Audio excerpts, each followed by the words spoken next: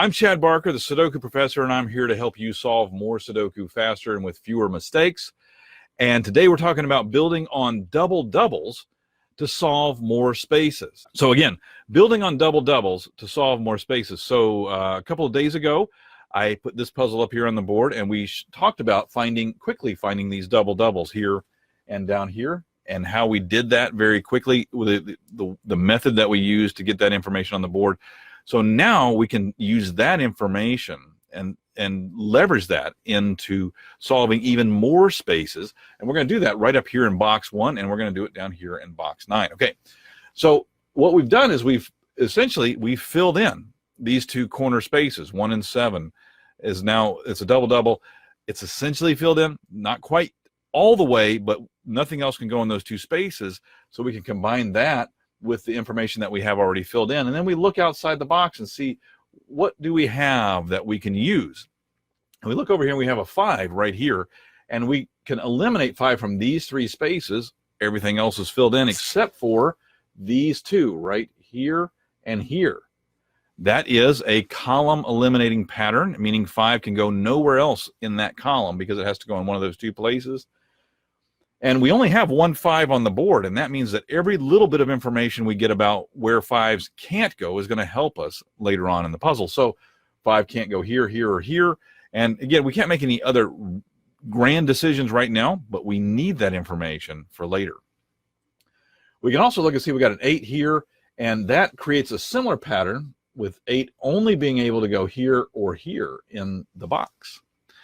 And that is row eliminating, and we combine that with the 8 over here, and we can actually reduce 8 to only 3 places in this box, these 3 spaces along this row. All right, again, every little bit helps, but we're going to even do better things when we get down here to box 9, because we have the same similar situation with this double-double, the 1 3 double-double, got 2 other spaces filled in. We look along the row and the column, like for example, we see the 6 here.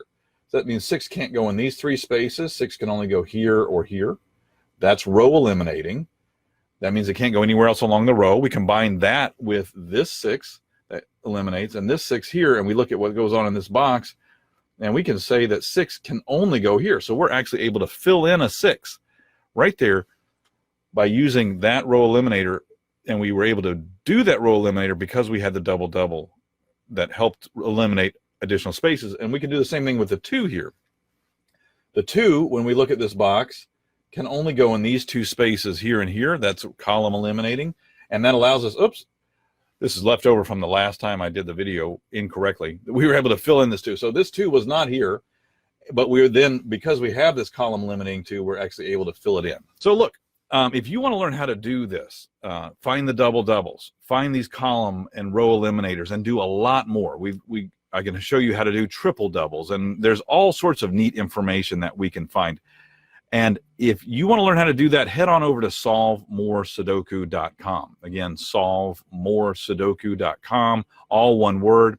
Tag someone you know in this, or share it on their timeline, and post your comments and questions down below so that I can answer those and deal with those in a future video. Thanks for watching, and I'll see you tomorrow.